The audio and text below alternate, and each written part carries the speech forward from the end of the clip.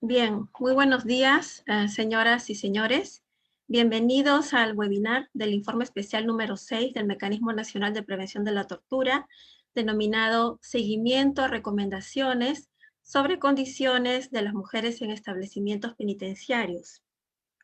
Este webinar consiste en la presentación del informe especial número 6, que estará a cargo del doctor Porfirio Barrenechea Cárdenas, director del Mecanismo Nacional de Prevención de la Tortura, de la Defensoría del Pueblo, y de la doctora Evelyn Llanos Mendoza, es consultora del mecanismo. Seguidamente tendremos los comentarios de 3 especialistas al citado informe, por un lapso de 10 minutos cada una.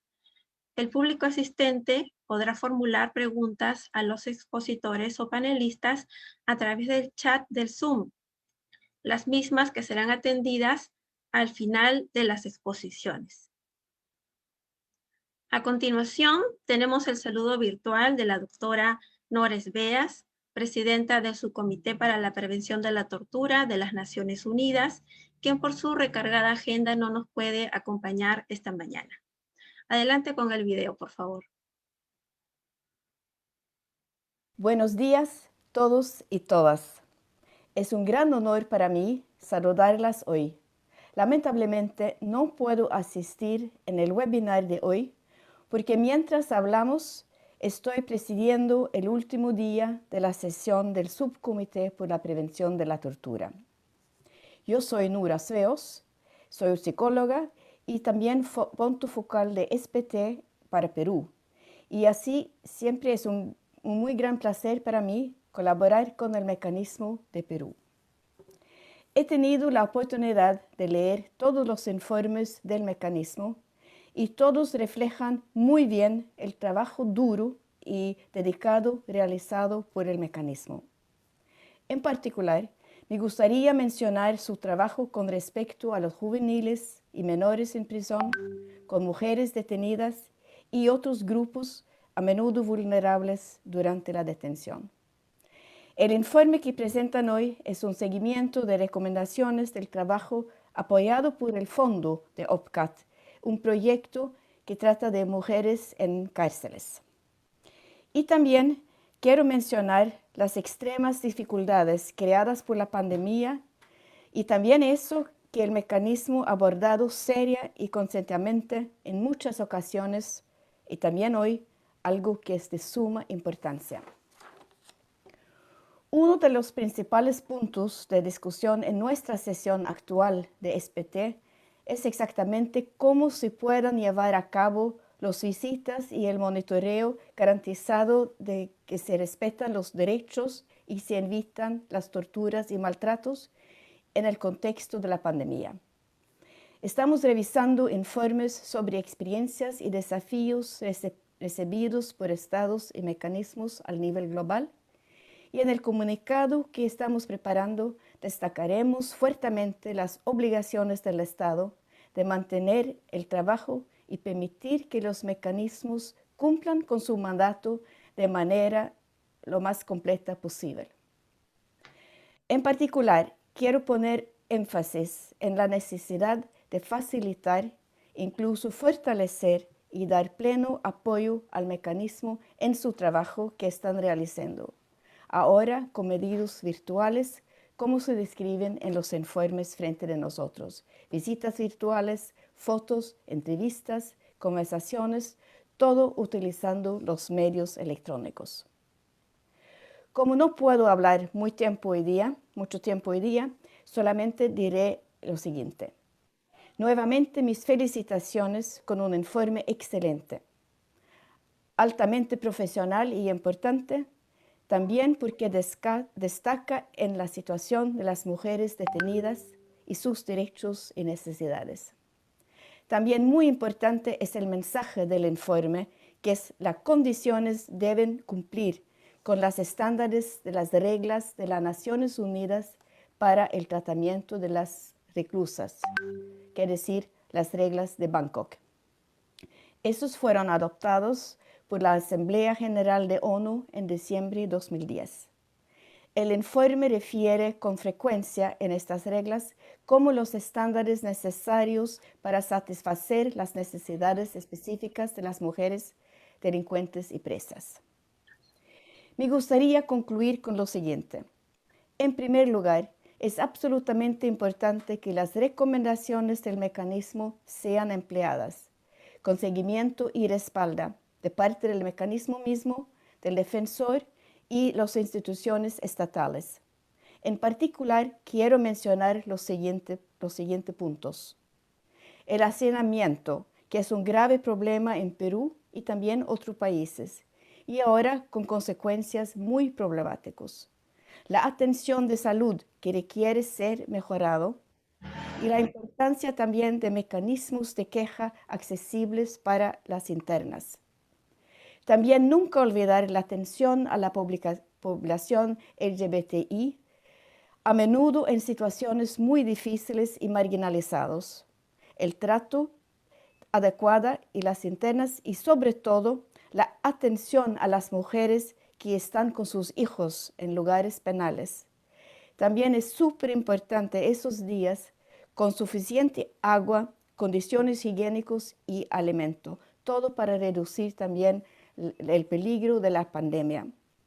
La salud de todos nosotros en estos días está en una situación bastante vulnerable. Estamos todos vulnerables y más aún y sobre todo los que están privadas de libertad.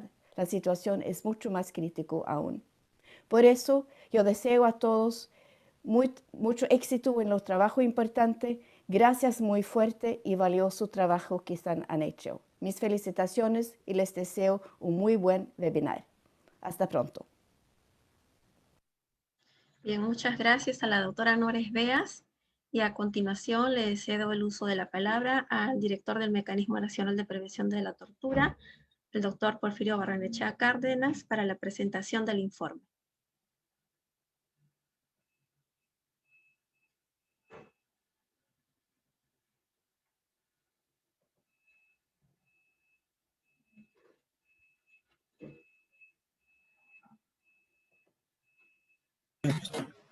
Muy buenos días con todos y con todas.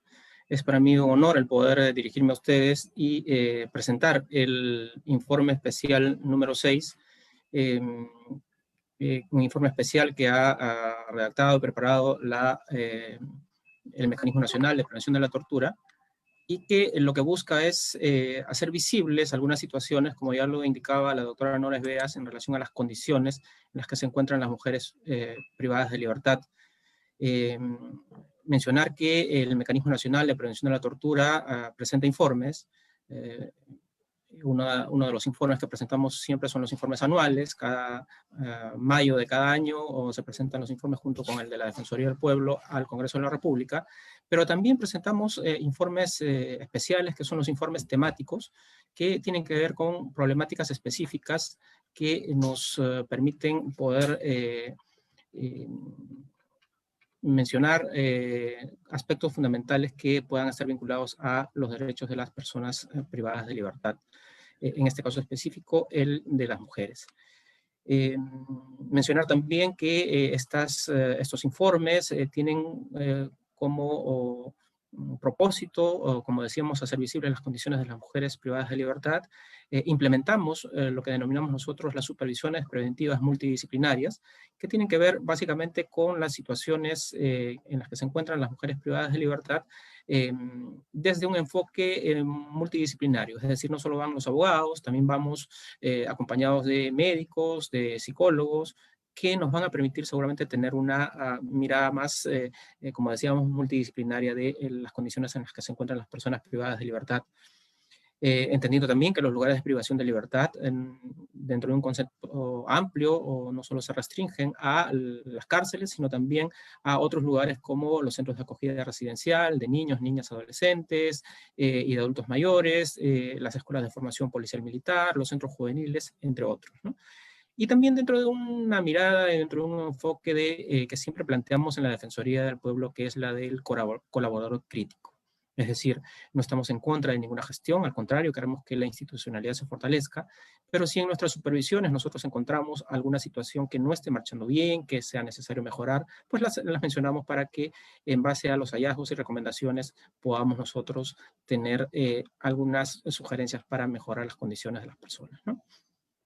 Recordar que el Mecanismo Nacional de Prevención de la Tortura en el Perú tiene un mandato que emana de las normas internacionales y nacionales para prevenir la tortura y otros malos tratos, dentro de ellos la Convención contra la Tortura y otros tratos o penas crueles, inhumanos o degradantes de Naciones Unidas, que ha sido ratificado por el Perú el 14 de junio del año 1988, el protocolo facultativo a la Convención también, que ha sido ratificado también por el Perú el 26 de julio del año 2006, y a nivel ya de la normativa internacional, nacional, perdón, la Ley 30.394, que es la ley que crea el Mecanismo Nacional de Prevención de la Tortura en nuestro país y amplía las competencias de la Defensoría del Pueblo para constituirse como efectivamente un Mecanismo Nacional de Prevención de la Tortura en nuestro país. Finalmente, una declaración o una resolución de la Defensoría del Pueblo, del Defensor del Pueblo, que incorpora dentro de la estructura orgánica de la Defensoría del Pueblo al Mecanismo Nacional de Prevención de la Tortura como un órgano de línea para realizar o cumplir las funciones que le corresponden de acuerdo a su mandato. Y cuando hablamos de funciones, hablamos de una función, por ejemplo, supervisora, que es la que tiene que ver con el examen periódico referido al trato que se le brinda a las personas privadas de libertad, una función evaluadora que tiene que ver con las actividades de evaluación a la gestión que realizan las autoridades de instituciones públicas y privadas a cargo de los lugares de privación de libertad, y también una función de vigilancia y control normativo para hacer propuestas cuando corresponda y observaciones también acerca de la legislación existente o de los proyectos de ley sobre la materia.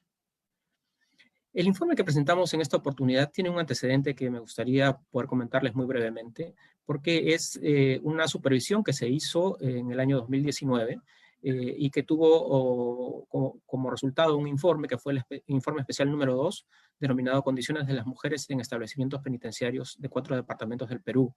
Este informe fue auspiciado, financiado por el Fondo de Naciones Unidas, por el Fondo OPCAT, y tuvo la intención y se realizó efectivamente la visita a 6 establecimientos penitenciarios de mujeres en 4 departamentos del país, Lima, Piura, Junín y Arequipa, para supervisar, elaborar y publicar un informe sobre las condiciones de vida de las mujeres privadas de libertad.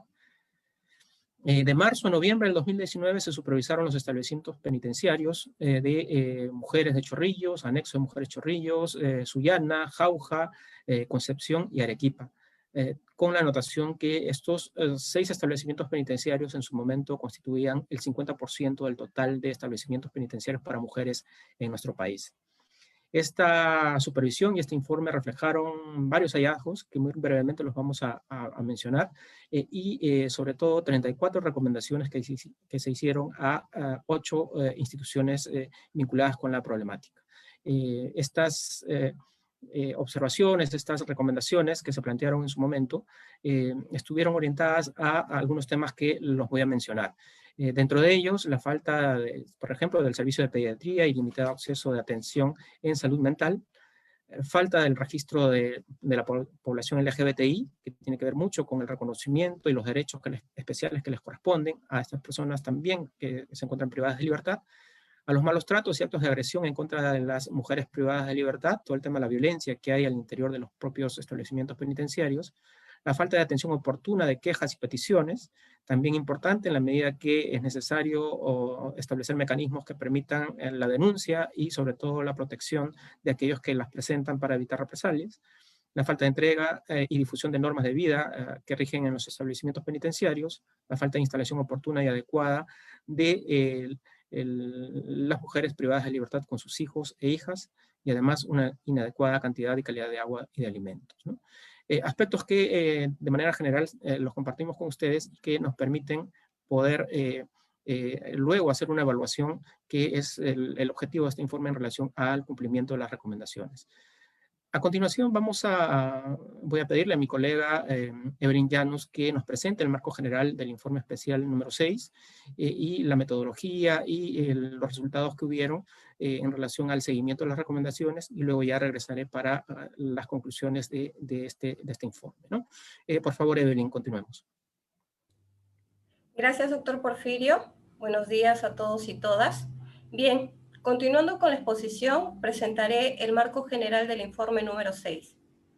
Bien, el informe tuvo como objetivo general presentar el análisis del nivel de implementación y acogida de las recomendaciones formuladas en el informe especial número 2 sobre las condiciones de las mujeres privadas de libertad y realizar otras supervisiones complementarias.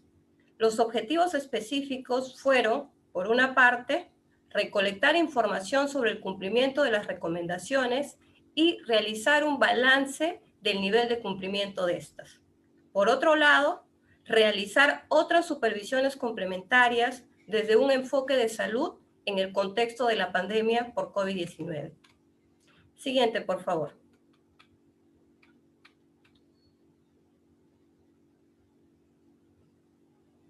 Bien, sobre la metodología, ante el contexto de la pandemia por COVID-19, se realizó el seguimiento y supervisión a distancia a través de medios y métodos alternativos que nos permitieron continuar con el cumplimiento de nuestro mandato. Mediante la remisión de oficios, se solicitó información sobre la implementación de las recomendaciones a las respectivas autoridades. Se solicitó entrevista a los titulares de las instituciones y se realizaron estas entrevistas a través de una entrevista semiestructurada, mediante videollamada, a través del celular o la computadora. Se entrevistó a las directoras de los establecimientos penitenciarios y a algunas mujeres privadas de libertad. Además, se solicitó registros fotográficos de los lugares de privación de libertad para complementar la información brindada.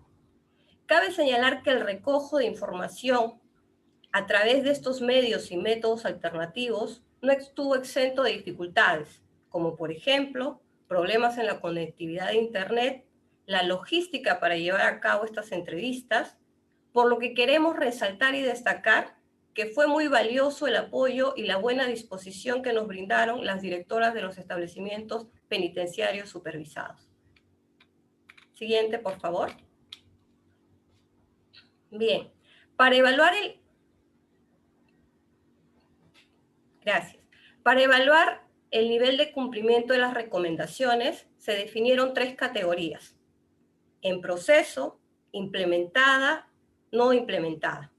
En proceso, cuando se ha dado inicio a alguna acción necesaria para atender la recomendación; implementada, cuando las acciones iniciadas para la implementación de la recomendación han culminado; y no implementada, cuando no se han iniciado acciones necesarias para atender la recomendación y o existe alguna negativa de implementación por parte de la autoridad competente. Siguiente, por favor. Bien. A continuación presentaré los resultados del seguimiento de las recomendaciones. Bueno, como ha señalado, el informe número 2 reveló 7 principales dimensiones en cuanto a las necesidades de las mujeres privadas de libertad en establecimientos penitenciarios. Sobre la falta del servicio de pediatría y limitado acceso de atención en salud mental, se recomendó a la Presidencia del Consejo de Ministros convocar a las instituciones correspondientes para implementar el servicio de pediatría en los servicios de salud de las EPS de mujeres visitados y garantizar la adecuada atención de salud mental de las mujeres privadas de libertad. ¿Basado en qué? En que los EPS de mujeres se justifica contar con un servicio de pediatría, dado la existencia de niños y niñas que conviven con sus madres en los establecimientos penitenciarios. Las entrevistas realizadas a las mujeres privadas de libertad revelan una alta necesidad de atención en salud mental de las mujeres en los establecimientos penitenciarios visitados. Dado que aún no se ha iniciado ninguna acción necesaria para atender esta recomendación, se consideró a esta recomendación como no implementada. Siguiente, por favor. Siguiente, por favor. Bien. Respecto a la falta de registro de población LGTBI, se recomendó a las instituciones, al Instituto Nacional Penitenciario, registrar el sistema de registro penitenciario a la población LGTBI, a fin de poder protegerla de posibles agresiones y o maltratos. La Dirección de Registro Penitenciario señaló que su sistema de registro cuenta con la funcionalidad que permite identificar a la población LGTBI. El uso adecuado de esta herramienta en los establecimientos penitenciarios de mujeres visitados se encuentra en proceso de implementación. Siguiente, por favor. En relación a malos tratos y agresión en contra de las mujeres privadas de libertad, se recomendó a los 6 establecimientos penitenciarios visitados realizar acciones para prevenir actos de agresiones en contra de las internas y mejoras en el trato del personal penitenciario hacia las mujeres privadas de libertad. Las direcciones de los establecimientos penitenciarios exhortaron al personal penitenciario realizar las acciones correspondientes para prevenir actos de agresión y malos tratos. Sin embargo, consideramos que es necesario realizar acciones de capacitación y sensibilización al personal de los establecimientos penitenciarios en temas de actos de tortura y malos tratos, por lo que se consideró que esta recomendación se encuentra en proceso de implementación. Siguiente, por favor. Bien, sobre la falta de atención oportuna de quejas y peticiones, se recomendó a todos los establecimientos penitenciarios supervisados atender las quejas o peticiones presentadas por las internas de manera oportuna. Es necesario recordar que las mujeres privadas de libertad tienen el derecho de presentar quejas y o peticiones cada día laborable en el establecimiento penitenciario, tal como lo especifican las reglas mínimas para el tratamiento de los reclusos. Esta recomendación se implementó en un establecimiento penitenciario, en 2 están en proceso y en 3 aún se encuentran no implementadas. Siguiente, por favor. Respecto a la falta de entrega y difusión de las normas de vida que rigen en el EP, se recomendó a todos los establecimientos penitenciarios supervisados entregar a las internas la cartilla con las normas de vida que rigen en el establecimiento penitenciario y medios para formular quejas y peticiones, y a la vez estos sean difundidos en los espacios de mayor permanencia de las mujeres privadas de libertad, como celdas, pabellones, patios y áreas de talleres o educativas. En este caso, en 2 EPs se ha implementado la recomendación y en 4 están en proceso. Siguiente, por favor. Bien, por la falta de instalación oportuna y o adecuada de las mujeres privadas de libertad con sus hijos e hijas, se recomendó a 4 EPs realizar acciones para garantizar las instalaciones oportunas de las mujeres privadas de libertad con sus hijos y hijas menores de 3 años en el establecimiento penitenciario cuando lo soliciten de manera adecuada y oportuna. Aquí debemos señalar que es necesario contar con un espacio disponible idóneo y adecuado para la instalación oportuna de las mujeres privadas de libertad con sus hijos e hijas, teniendo en cuenta que la separación de los niños de sus madres en prisión puede tener consecuencias graves, tanto para la madre como para los niños. En este caso, la recomendación está en proceso de implementación en un establecimiento penitenciario y en 3 aún no se han implementado. Siguiente, por favor. Sí, gracias. Finalmente, respecto a la inadecuada cantidad de agua y alimentos señalado por las mujeres privadas de libertad entrevistadas en 2 establecimientos penitenciarios, se recomendó brindar diariamente agua potable y adecuada para el consumo humano a las mujeres privadas de libertad, de tal manera que ellas cuenten con el acceso permanente de este recurso.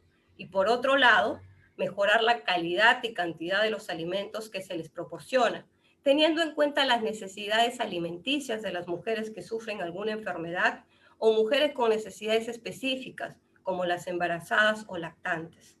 Respecto de esta recomendación, una se ha implementado, una está en proceso y 2 aún se encuentran no implementadas.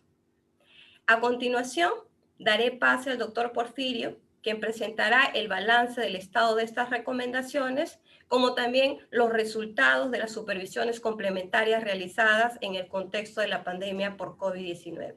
Gracias.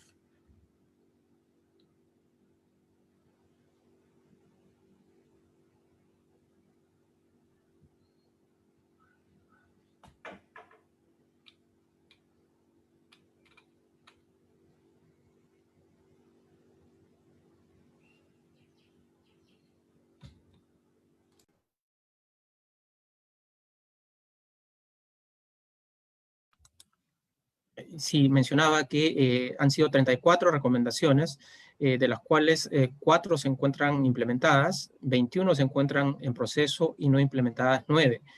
En la mayoría de instituciones supervisadas, las recomendaciones, como podemos ver de los cuadros, se encuentran en proceso de implementación. Sí llama la atención 9 que no han sido implementadas y sobre las cuales seguramente vamos a regresar en unos minutos para darle el énfasis que corresponde. Tenemos acá en un gráfico los porcentajes. Mencionar que 4 de las 34 recomendaciones fueron implementadas, lo que representan el 12%. 21 están en proceso de implementación, es decir, el 62%, y 9, que representan el 26%, no han sido implementadas aún. Esto a manera de balance estadístico de lo que ha mencionado mi colega en relación al seguimiento de las recomendaciones del informe especial. Aprovechando justamente este acercamiento con las autoridades, con las directoras de los establecimientos penitenciarios y tomando en cuenta el contexto de la pandemia por COVID-19, se implementaron nuevas supervisiones que tenían ya un enfoque específico que es el del derecho a la salud de las mujeres privadas de libertad. Y es así que llegamos a identificar algunos temas que vamos a compartir, pero tomando en cuenta un marco que como que establece nuestra intervención. Y ese marco es el que ha sido planteado ya por el Subcomité de Prevención de la Tortura, en base a recomendaciones que presentó a los Estados partes y a los mecanismos nacionales de prevención de la tortura a nivel mundial. Estas recomendaciones se enviaron en marzo del año pasado, justo un par de semanas después de la declaratoria de la pandemia en nuestro país, y tienen que ver, como decíamos, con los derechos específicos vinculados a las personas privadas de libertad en este contexto de pandemia. Pero también tenemos como marco un informe especial que también hemos presentado como mecanismo en el sentido de hacer visibles también las condiciones de las personas privadas de libertad en el contexto de la emergencia sanitaria por COVID-19. Este fue un informe especial número 4 que presentamos en agosto del año pasado y que hacía visible la situación de las personas privadas de libertad, dentro de ellas las que se encuentran en las cárceles, y bueno, a partir de ahí también poder hacer las supervisiones en el caso de las mujeres privadas de libertad, a propósito de este informe que veníamos redactando. En relación a los datos actualizados de los establecimientos penitenciarios supervisados, podemos mencionar, tienen ahí unos cuadros que evidencian el tema del hacinamiento, ¿no? Diremos pues que no es un tema nuevo, pero sí es un tema que se agudiza sobre todo cuando estamos en esta situación de pandemia y cuando se evidencian y seguramente se agravan algunas situaciones que vamos a detallar, ¿no? Mencionar, como decíamos, que el hacinamiento en los establecimientos penitenciarios de mujeres de Chorrillos, anexo de mujeres de Chorrillos y Arequipa no se ha reducido, por lo menos hasta el momento del corte de la información que estábamos nosotros recopilando. La sobrepoblación en los establecimientos penitenciarios puede originar estrés, agresiones, enfermedad, falta de higiene, deterioro de infraestructuras, problemas de convivencia y conflictos. La falta de espacio puede agravar tensiones entre las internas, la falta de tolerancia y recursos y servicios insuficientes, por ejemplo, la falta de camas, van agravando toda esta problemática que, como decíamos, si bien no es nueva, sí se agrava por esta condición de pandemia y en este caso específico tiene que ver con los derechos de las mujeres privadas de libertad. En relación a los servicios de salud en los establecimientos penitenciarios, aspectos como los servicios de pediatría, psicología, psiquiatría, ginecología, fueron parte de esta investigación, ¿no? Saber cómo están. Y podremos decir, por ejemplo, que en general los establecimientos penitenciarios de mujeres supervisados no cuentan con servicio de pediatría, psiquiatría. Los servicios que deben ser brindados por especialistas se consideran esenciales para el bienestar físico y mental de las mujeres privadas de libertad. El Código de Ejecución Penal señala que en los establecimientos penitenciarios donde se justifique la necesidad de servicios especializados, se podrá contar con profesionales médicos, especialistas y otros profesionales de la salud, así como el personal técnico y auxiliar. Las reglas de Van Gogh, a las que hacía mención Nores Beas en su saludo inicial, pues también señalan algo al respecto, pues plantean que se brindarán a las reclusas servicios de atención de salud orientados especialmente a la mujer y como mínimo equivalentes a los que se prestan en la comunidad.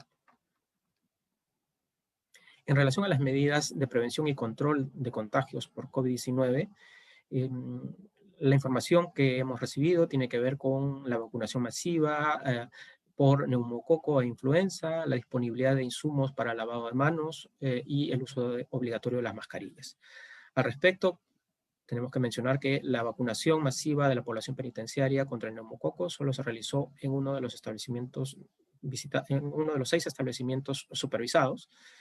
En relación a la disponibilidad de insumos para el lavado de manos y el uso obligatorio de la mascarilla, sí, hay que decirlo y saludarlo y felicitarlo, se ha implementado y eso ha ayudado pues, a que se puedan tomar las medidas de prevención necesarias. Y acá un agradecimiento especial a las directoras, a las autoridades que nos brindaron las facilidades para acceder a información. Información no solo en documentos, sino también la posibilidad de videoconferencias, fotografías como las que tenemos aquí a la vista que dan cuenta justamente de la implementación de las medidas de control, en este caso específico, para la atención y prevención de los contagios por COVID-19. En relación a las medidas también de prevención y control de contagios, podemos mencionar que en todos los establecimientos penitenciarios se suspendió el ingreso de las visitas de familiares, abogados y otras visitas también.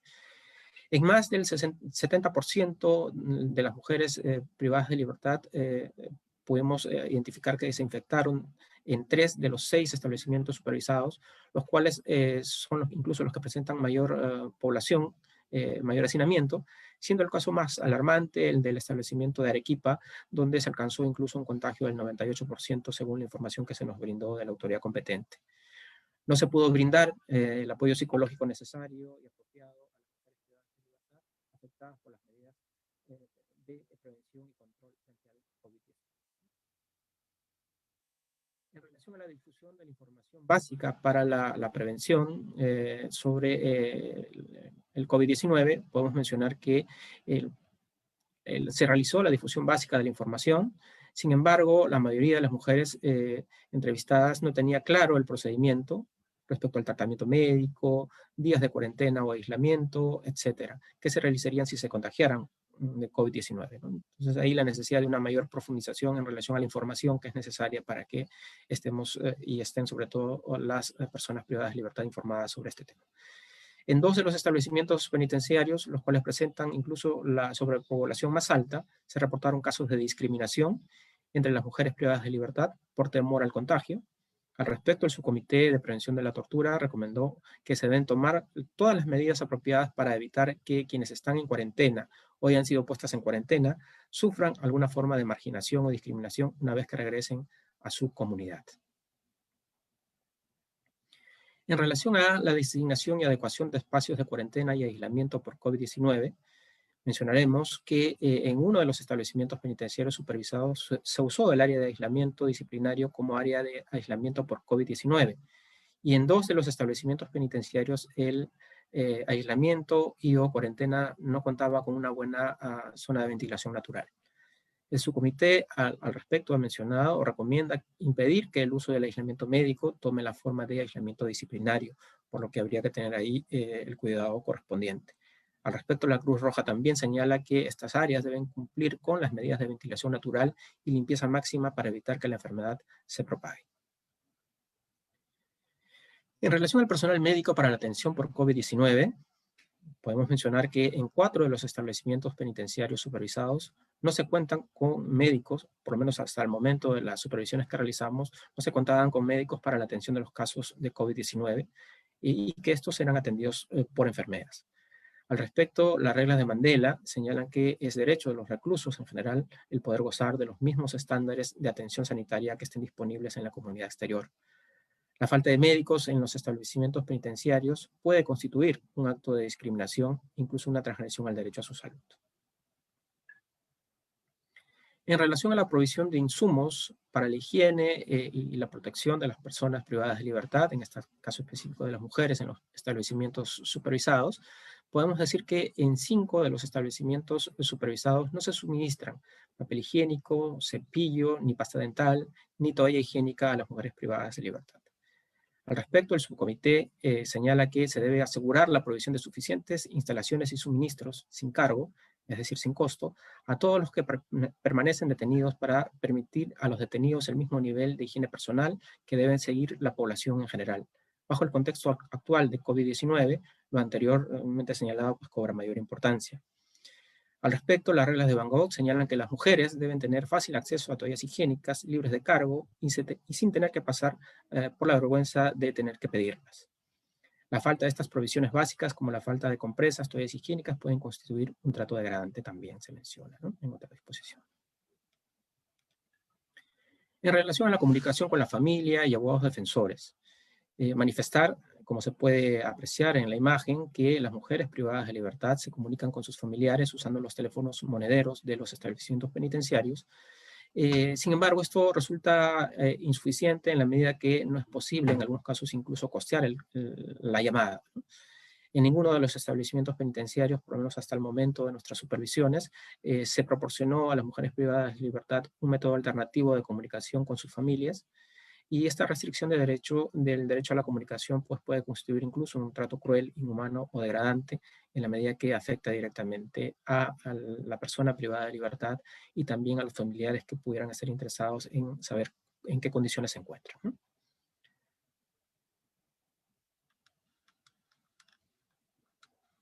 Muy bien, todo esto nos ha permitido poder, como decía Evelyn hace un momento, identificar una serie de situaciones, de hallazgos que nos permiten poder también plantear algunas recomendaciones.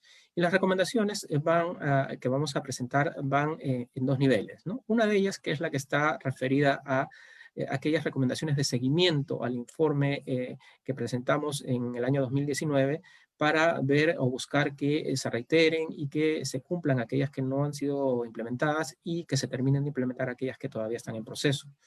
Y un segundo nivel de recomendaciones que tienen que ver ya con el tema específico de la pandemia por COVID-19, en la que los hallazgos que se han identificado pues, nos permiten también plantear algunas propuestas, ¿no? Muy bien, en relación a las recomendaciones de seguimiento, ¿no? Recomendaciones a la Presidencia del Consejo de Ministros. Esta es una recomendación reiterativa que tiene que ver con la necesidad de convocar al Ministerio de Salud y al Ministerio de Justicia con el fin de que se implemente el servicio de pediatría en los servicios de salud de los establecimientos penales visitados para garantizar una atención oportuna y de calidad a los niños, niñas que conviven con sus madres privadas de libertad, garantizar la adecuada atención de la salud mental de las mujeres privadas de libertad, además de la provisión constante y la adquisición de los medicamentos psiquiátricos en cantidades suficientes que garanticen el tratamiento oportuno y de calidad a la población penitenciaria. Recomendaciones también al Instituto Nacional Penitenciario en relación a la necesidad de capacitar al personal penitenciario de los establecimientos visitados y supervisados en el uso del registro de las personas LGBTI, en la medida que su registro va a permitir seguramente el identificar e implementar los derechos especiales que le corresponden a este sector vulnerable de nuestra población. A las directoras de los establecimientos penitenciarios, recomendaciones en el sentido de la necesidad de capacitar, sensibilizar y concientizar a todo el personal penitenciario sobre la prohibición de la tortura y otros tratos o penas crueles, inhumanos o degradantes, a mantener un registro de quejas, de peticiones, en los que se pueda la persona identificar en contra de quién interpone la queja, la naturaleza de la queja, la acción tomada en consecuencia, y el resultado de esta indicando las fechas de las acciones realizadas. Es decir, un procedimiento accesible que permita pues, plantear las denuncias en caso de vulneración de derechos de las mujeres privadas de libertad y que sobre todo también cumpla con las salvaguardas para evitar posibles represalias. En relación a las directoras de los establecimientos de anexo de Mujeres Chorrillos, Sullana y Concepción, una recomendación reiterativa para atender las quejas o peticiones presentadas por las internas de manera oportuna. A las directoras del anexo de Mujeres Chorrillos y a las de Concepción, la recomendación de garantizar la oportunidad de que las mujeres privadas de libertad pues presenten las peticiones o quejas a la dirección del establecimiento penitenciario durante las horas laborables. A las directoras de los establecimientos de Chorrillos, anexo de Mujeres Chorrillos, Sullana y Arequipa, el difundir la información sobre los medios para formular quejas o peticiones para la protección de los derechos de las mujeres privadas de libertad en los espacios de mayor permanencia como las celdas, los patios, las áreas de talleres o las áreas educativas. A las directoras de los establecimientos de Mujeres de Chorrillos, anexo Chorrillos y Jauja, Una recomendación reiterativa también para garantizar la instalación adecuada y oportuna de las mujeres privadas de libertad con hijos menores de 3 años en los establecimientos penitenciarios cuando éstas lo soliciten. Recomendaciones a las directoras de los establecimientos de mujeres de Chorrillos, anexo de Chorrillos, Jauja y Arequipa para gestionar el acondicionamiento de espacios idóneos para que las madres privadas de libertad convivan con sus hijos o hijas en los establecimientos penitenciarios. A la directora del establecimiento de mujeres de Chorrillos, recomendación reiterativa para brindar diariamente agua potable adecuada para el consumo humano en cantidad suficiente y para beber cuando ésta sea solicitada. Y también garantizar el respeto al derecho de las mujeres privadas de libertad de contar con acceso permanente, no solo a las comidas de agua potable para el consumo humano en forma suficiente y adecuada, tal como lo señalan los instrumentos internacionales de derechos humanos. A las directoras de los establecimientos de mujeres de Chorrillos y anexo Chorrillos, una recomendación reiterativa en la necesidad de mejorar la calidad y la cantidad de los alimentos que se les proporciona a las mujeres privadas de libertad, tomando en cuenta sus requerimientos nutricionales y sus necesidades específicas. En relación a las recomendaciones, a propósito de la supervisión en el contexto de COVID-19, algunas recomendaciones que compartimos con ustedes también, recomendaciones dirigidas al Ministerio de Justicia y específicamente al Instituto Nacional Penitenciario, en la necesidad de implementar acciones destinadas a superar las situaciones de hacinamiento en tiempos de COVID-19 que se hacen más evidentes en algunos establecimientos penitenciarios, lo que puede estar afectando la salud y la dignidad de las mujeres privadas de libertad. La necesidad de garantizar la atención ginecológica en forma regular e ininterrumpida para las mujeres privadas de libertad en los establecimientos penitenciarios de mujeres a nivel nacional, en resguardo de las necesidades específicas de las mujeres privadas de libertad. Disponer la contratación de un número adecuado de médicos para brindar atención a las mujeres privadas de libertad y que pues, se les brinde y se asegure una atención y seguimiento oportuno, sobre todo en los casos puestos en cuarentena o aislamiento por COVID-19. Recomendaciones también en relación a la necesidad de gestionar las acciones correspondientes para la implementación del servicio de pediatría en los servicios de salud de los establecimientos de mujeres supervisados, dado que se justifica la necesidad de este servicio especializado para la atención de las niñas, niños que viven con sus madres privadas de libertad, gestionar la contratación de un número adecuado de profesionales especialistas en atención de salud mental, dada la alta necesidad e importancia de este servicio para las mujeres recluidas, la necesidad de garantizar el acondicionamiento de espacios idóneos para que las madres privadas de libertad convivan con sus hijos o hijas en los establecimientos penales supervisados y a nivel nacional. Asegurar que las mujeres privadas de libertad cuenten con fácil acceso a toallas higiénicas de libre cargo y sin tener que pasar por la vergüenza al tener que pedirlas para prevenir un trato cruel, inhumano o degradante. El fortalecer otras formas de contacto de las mujeres privadas de libertad con su familia, como correspondencia, videoconferencia o comunicación telefónica, para minorar los efectos negativos que ocasionan las restricciones en el contexto del COVID-19 en la salud mental de las mujeres privadas de libertad. Finalmente, las recomendaciones a las directoras de los establecimientos de Chorrillos, anexo Chorrillos, Sullana, Concepción, Jauja y Arequipa, en la necesidad de garantizar que los mecanismos para la presentación de peticiones y de quejas pues no se vean interrumpidos, incluso en este contexto de pandemia, y que se les dé una pronta respuesta.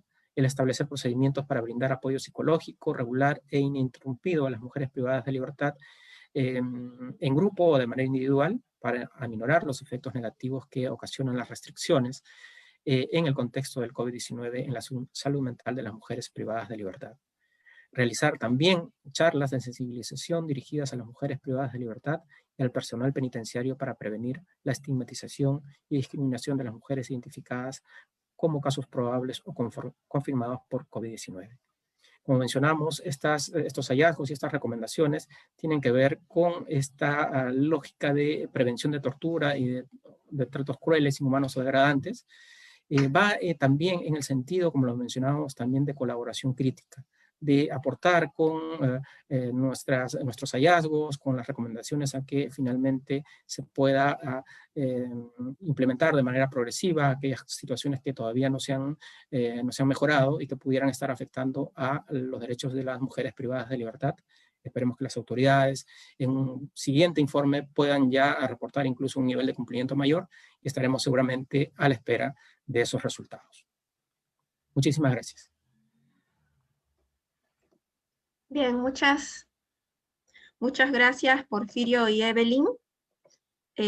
A continuación, tenemos el agrado de presentar a 3 especialistas que van a comentar el informe especial. Primero, tenemos a la doctora Susana Silva Hasenbach, presidenta del Consejo Nacional Penitenciario.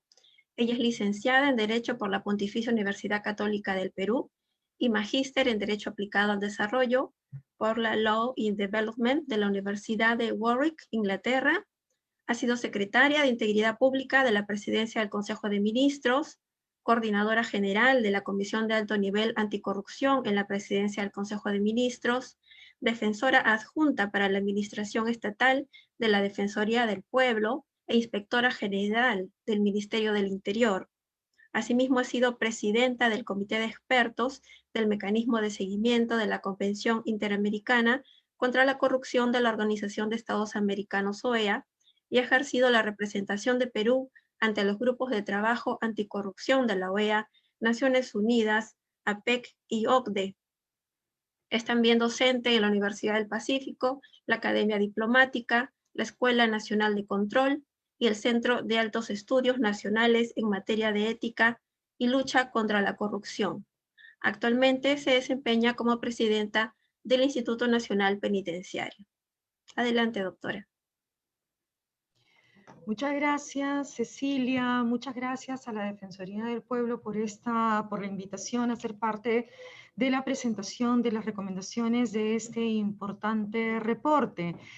Un saludo especial y también las felicitaciones a Porfirio, a Evelyn por la presentación, por la elaboración de este reporte número 6, en donde nos presentan un balance del cumplimiento del informe número 2.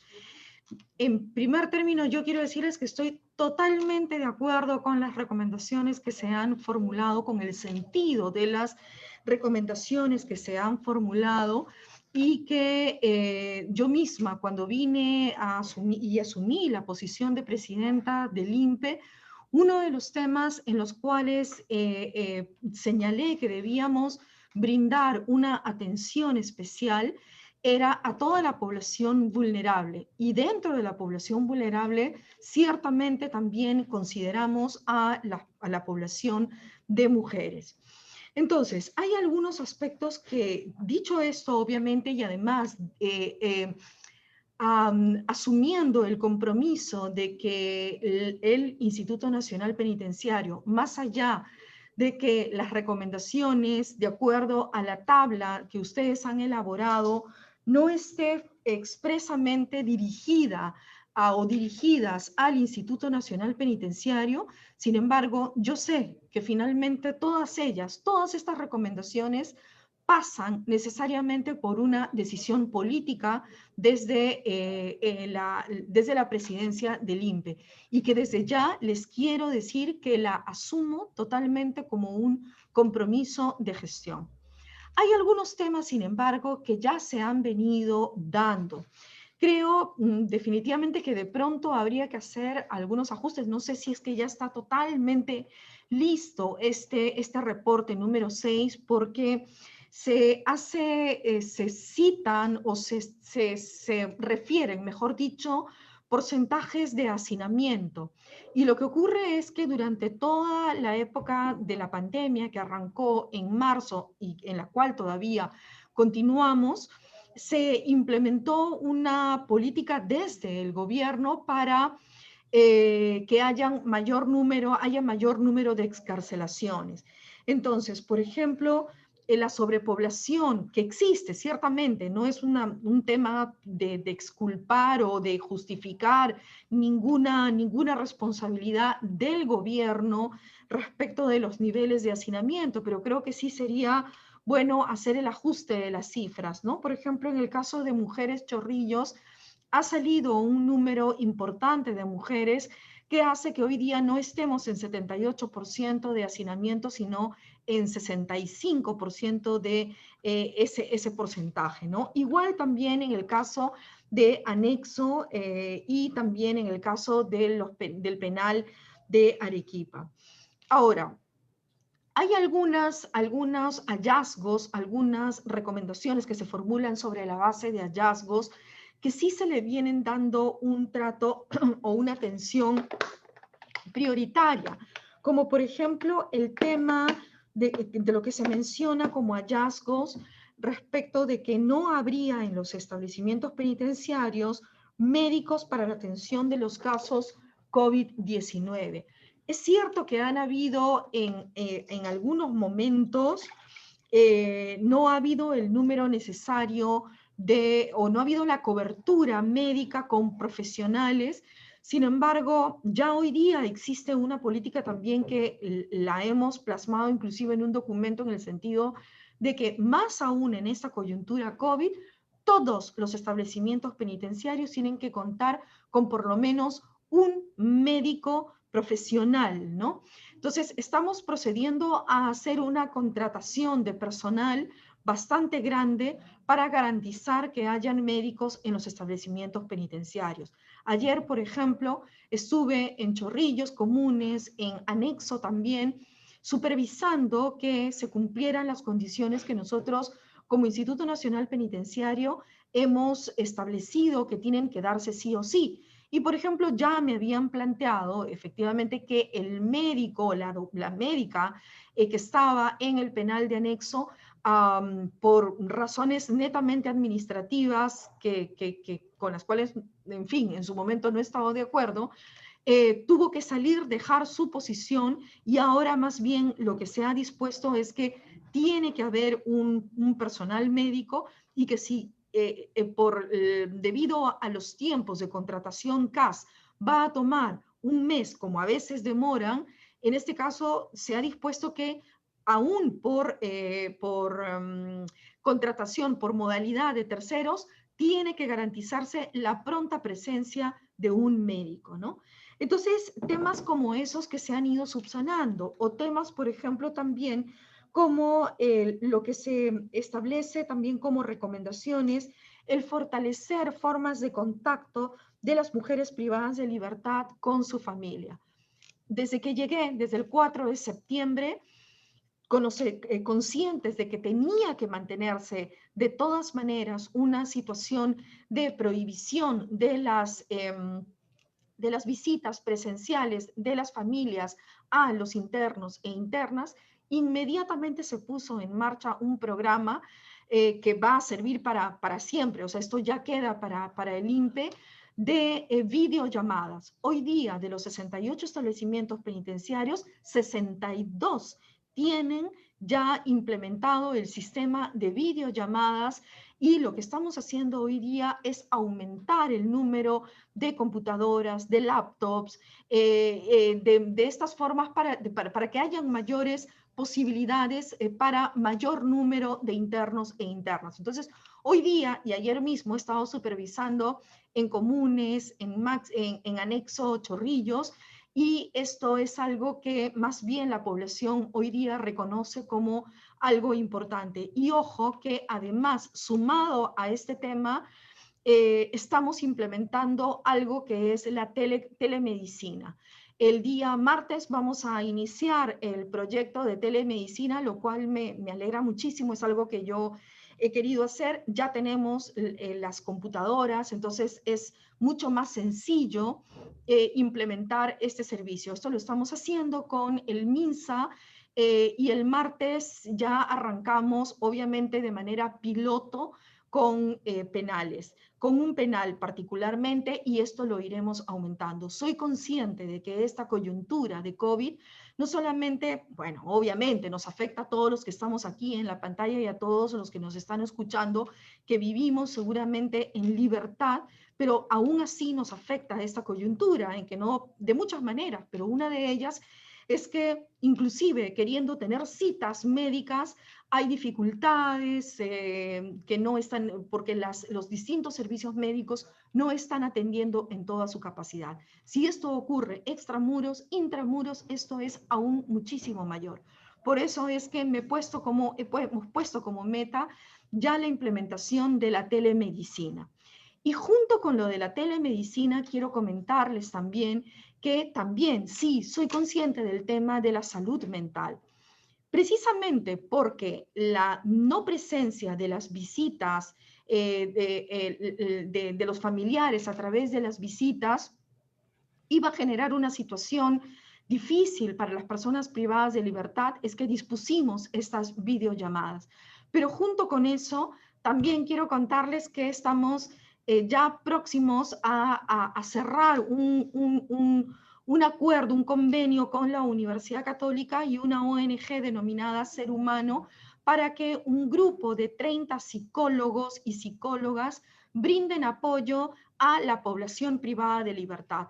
Esto lo hemos hecho ya, pero con el personal penitenciario, o mejor dicho, para el personal penitenciario que había perdido un familiar o que se había visto afectado de alguna manera con el COVID, más no con la población penal.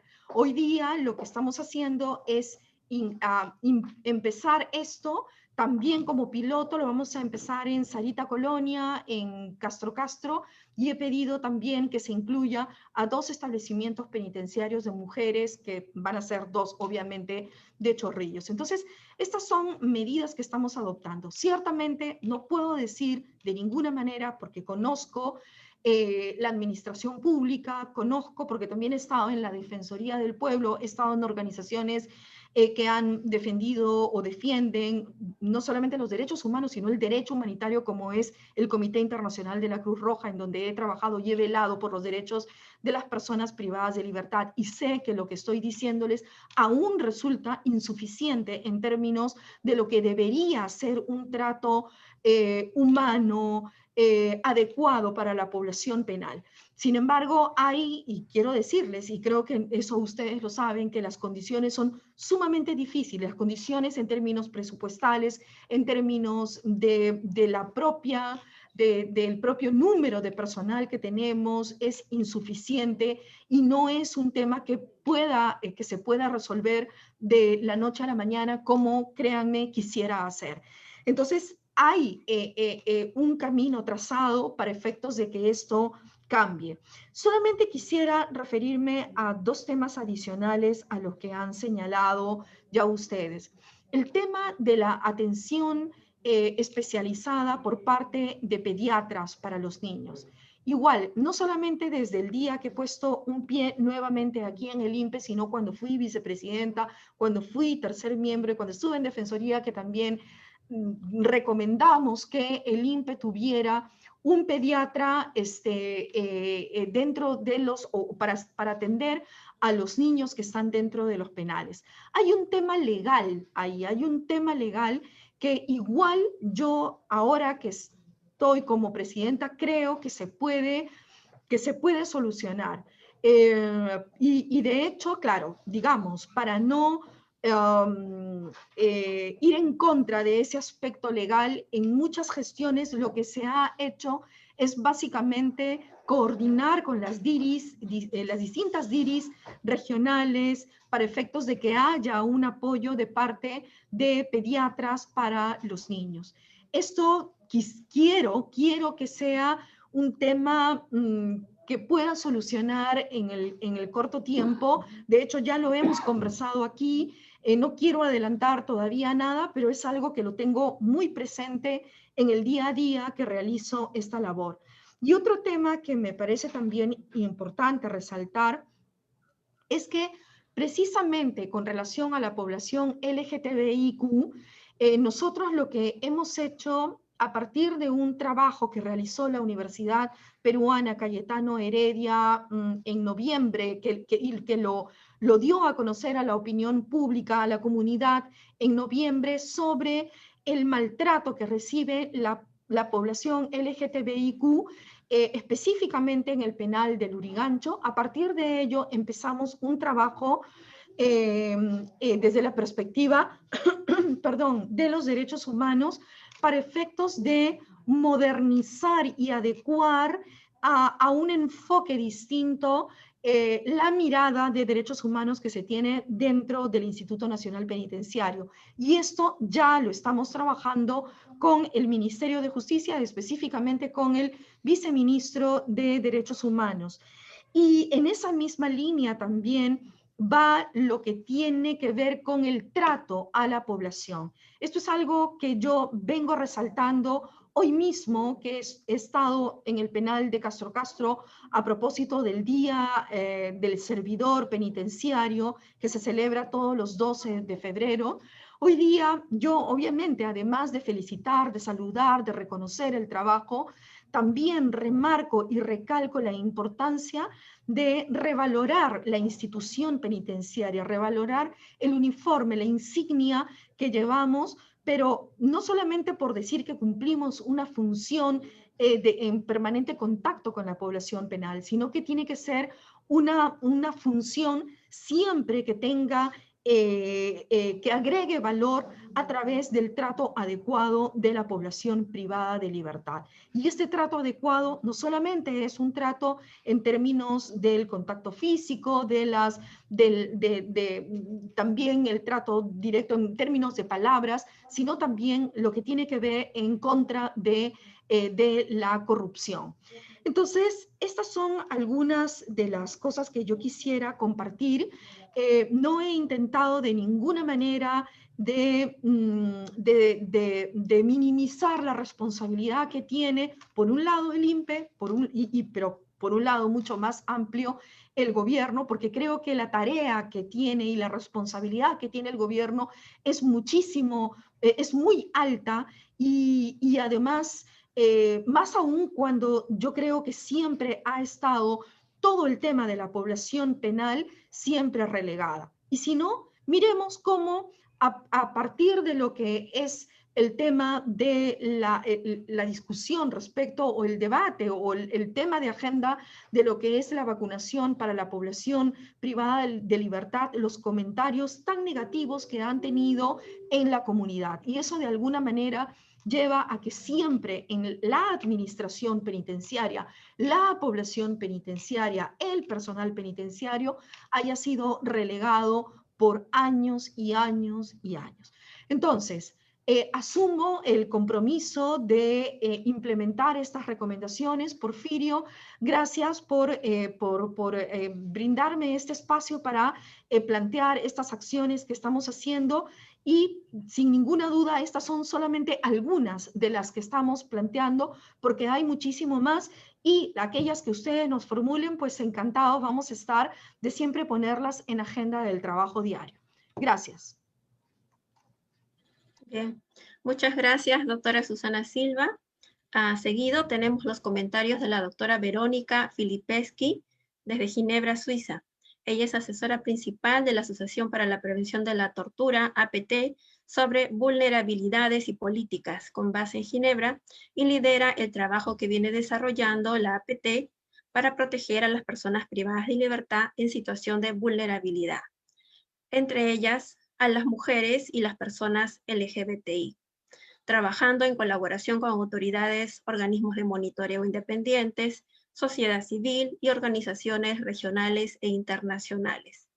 Desde el 2013 y antes de desempeñarse como asesora principal, Verónica Filipeschi ha sido responsable de la APT para América Latina y asesora sobre el protocolo facultativo de la Convención de Naciones Unidas contra la Tortura. Previo a la APT, ha trabajado también para varias oficinas de Naciones Unidas, entre ellas UNICEF y PNUD, en Panamá y Guatemala. Es licenciada en Relaciones Internacionales y experta en Derechos Humanos, con una maestría en Derecho Internacional de los Derechos Humanos. Adelante, doctora Filipeschi. Muchas gracias. Buenos días a todas y a todos. Y en primer lugar, quería agradecer en nombre de la Asociación para la Prevención de la Tortura al Mecanismo Nacional de Prevención de la Tortura del Perú, en particular al doctor Barrenechea y a la Defensoría del Pueblo por la invitación que se me ha extendido para exponer en este evento. Y quisiera también saludar a las demás expositoras en ese evento de hoy y a todas las personas que nos están siguiendo.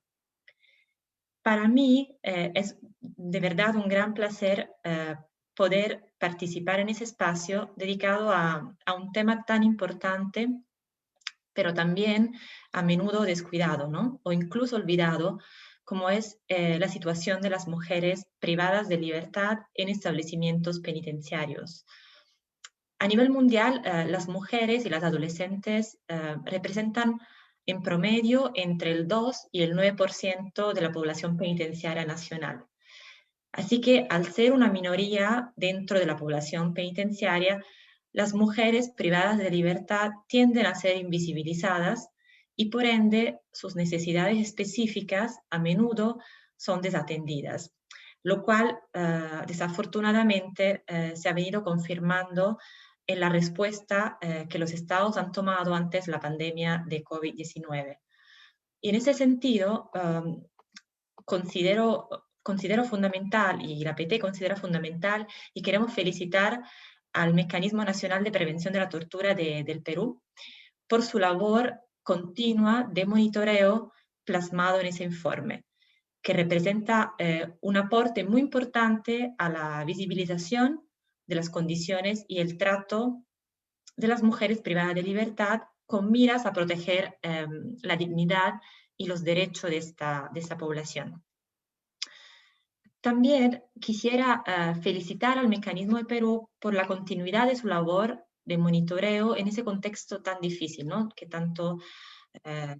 de que tanto hemos hablado hasta ahora, un contexto dramático que estamos viviendo todas y todos desde el estallido de la pandemia el año pasado, y que afecta a la sociedad en su conjunto, ¿no? Como bien lo decían los expositores que me precedieron. Y el informe que estamos comentando hoy es precisamente el fruto de una supervisión realizada en ese contexto tan desafiante, ¿no? Así que desde la APT, la Asociación para la Prevención de la Tortura, trabajamos muy de cerca con los mecanismos de prevención de la tortura de todo el mundo, y desde el principio de 2020, cuando empezó la pandemia de COVID-19, hemos trabajado muy de cerca con esas instituciones para apoyar su trabajo de prevención. Por ejemplo, a través de una guía muy específica que hemos desarrollado con unas pautas para seguir llevando a cabo la labor de monitoreo, preservando la seguridad y protegiendo la salud y dignidad de las personas privadas de libertad, el personal que por supuesto trabaja en los lugares de detención y su propio personal, el personal del mecanismo, ¿no? de prevención. Y sin duda, como bien lo señala también el informe del mecanismo de Perú, las personas privadas de libertad y las mujeres en particular se han visto afectadas de una manera muy profunda por el contexto actual que estamos viviendo, ¿no? Se ha restringido aún más sus derechos y están expuestas a mayores riesgos de salud. Además, todas las personas que trabajan en los centros de privación de libertad, ya sea el personal penitenciario, o los profesionales de la salud, o los trabajadores sociales u otro personal de apoyo, también están sometidas a una gran presión y se enfrentan a mayores riesgos para su salud física y mental en este contexto, y a menudo trabajan en condiciones también precarias. Así que en este contexto quisiera destacar el papel aún más crucial que desempeñan los mecanismos de prevención, como el Mecanismo de Perú, en visibilizar la situación de las personas privadas de libertad y proteger sus derechos. Además, este informe del Mecanismo de Perú coincide con un aniversario muy importante para todas aquellas instituciones y personas quienes trabajamos o quienes tienen un interés en el ámbito de la privación de libertad. Hace 10 años se adoptaron las reglas de las Naciones Unidas para el tratamiento de las reclusas y medidas no privativas de libertad para las mujeres delincuentes, que se conocen como reglas de Bangkok, que ya han sido citadas por las expositoras y por el doctor Porfirio. Y las reglas de Bangkok buscan reducir el encarcelamiento de mujeres en todo el mundo, ¿no? Y promover alternativas no privativas de libertad al encarcelamiento, y además brinda orientación a los estados para que puedan cumplir las necesidades de las mujeres y abordar las causas detrás de sus delitos. En ese sentido, nos alienta mucho ver cómo el informe del Mecanismo de Perú hace referencia a la regla de Bangkok, como lo hemos visto en la presentación del doctor Porfirio y de Evelyn también, en sus hallazgos y recomendaciones, ¿no? En estos años se han dado avances importantes en el trato y condiciones de detención de las mujeres en todo el mundo. Eso se reconoce también en el informe del Mecanismo de Perú. Hemos escuchado a la expositora, a la doctora Silva, todas las iniciativas que se han puesto en marcha en ese sentido.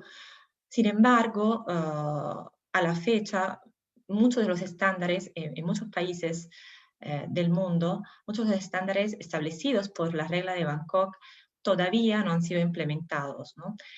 O han sido implementados en parte, pero su implementación no es suficiente.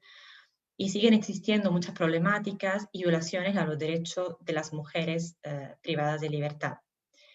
Y es por ello que desde la APT estamos llevando a cabo una campaña a nivel mundial en ocasión de este 10º aniversario de la regla de Bangkok para visibilizar la situación de las mujeres en el contexto penitenciario, obviamente las mujeres detenidas, pero también las mujeres quienes visitan a sus familiares en prisión, y también al personal femenino, que a menudo también se ve discriminado o no tiene acceso de manera igualitaria a condiciones de trabajo o a, digamos, oportunidades de promoción, por ejemplo. Con esa iniciativa de esa campaña, buscamos movilizar y apoyar a, sobre todo, los mecanismos nacionales de prevención, como el Mecanismo de Perú, con miras a proteger los derechos de las mujeres privadas de libertad y promover también una mayor implementación de las medidas alternativas a la detención para esa población. Y para llegar a la última parte de mi intervención, quisiera destacar algunos puntos que han sido desglosados y abordados en el informe del Mecanismo de Perú, que también, sobre los cuales también han vuelto a insistir las expositores que me han precedido, y que considero relevantes también para otros países y que adquieren aún más importancia en el contexto actual de la pandemia, ¿no? El primer tema del que ya se ha hablado tiene que ver con la situación de hacinamiento, que caracteriza el sistema penitenciario realmente en toda la región de Latinoamérica, pero también en muchos otros países del mundo. Y como escuchamos en la presentación del equipo del mecanismo, el hacinamiento caracteriza también los establecimientos penitenciarios de mujeres y constituye una violación de sus derechos fundamentales, ¿no? Además, esa situación conlleva a un aumento de los conflictos y la violencia entre personas privadas de libertad, la falta de acceso a actividades laborales, educativas, recreativas, a condiciones de insalubridad y, por supuesto, la transmisión de enfermedades, ¿no? Lo cual es particularmente alarmante en el contexto de pandemia que estamos viviendo. En cárceles con niveles de hacinamiento alto, digamos, no solo se hace imposible cumplir con las medidas de prevención y control de contagio de COVID-19, sino que se propicia también su transmisión. Así que me llamó mucho la atención el dato que reporta el Mecanismo de Perú en el informe en cuanto al alto número de mujeres contagiadas por COVID-19 debido a la falta de instalaciones adecuadas para el aislamiento y la cuarentena de los casos positivos, por ejemplo. Y desde la APT, en ese sentido, hemos insistido mucho en que la manera más eficaz para prevenir la transmisión de COVID-19 en las cárceles es reducir la población penitenciaria. En muchos países se han tomado medidas en ese sentido y me alegra también escuchar de la doctora Silva las medidas que se han también tomado recientemente en el Perú, desde esquemas de liberación anticipada, indulto, liberación provisional, reducción de pena u otras medidas, ¿no? Similares. Y sin duda eso es un dato positivo, pero hasta el momento, a nivel mundial, todavía el alcance de esas medidas no ha sido suficiente. Y sigue habiendo sobrepoblación en muchos lugares, en muchos establecimientos, ¿no? Así que en el caso específico de las mujeres privadas de libertad, incluso en tiempos normales y no de emergencia sanitaria como la que estamos viviendo hoy, como también lo establece la regla de Bangkok, se recomienda realmente a los estados que adopten medidas alternativas al encarcelamiento, tomando en consideración su situación de especial vulnerabilidad, por ejemplo, el haber sido víctima a su vez de violencia, o el hecho de que muchas de ellas, como vimos en el informe también del mecanismo, sufren de problemas de salud mental, o su condición de madres, y a menudo también el tipo de delito que han cometido, que no se califica como un delito violento, ¿no? Así que para mí es muy alentador que el mecanismo de Perú haya podido analizar esa situación en detalle y en el informe también haya hecho un llamado a las autoridades a reducir la sobrepoblación en los establecimientos penitenciarios de mujeres. El segundo punto que quiero resaltar tiene que ver con las necesidades especiales de las mujeres privadas de libertad, desde la necesidad de salud sexual y reproductiva, las necesidades de atención en salud mental, como ya escuchamos, las necesidades de los y las niñas que viven con sus madres en prisión. Y en ese sentido, quiero señalar la importancia que tiene el tener un enfoque de interseccionalidad en el abordaje de las condiciones de las mujeres privadas de libertad, cuyas necesidades dependen de muchos factores que se entrelazan entre ellas, ¿no? Por ejemplo, también la identidad de género y orientación sexual. Así que en ese sentido destaco también el hecho de que el informe del Mecanismo de Perú aborde también la necesidad de las mujeres desde un enfoque también diferenciado, visibilizando también las condiciones específicas de las mujeres lesbianas, trans e intersexuales, ¿no? Del colectivo LGBTI.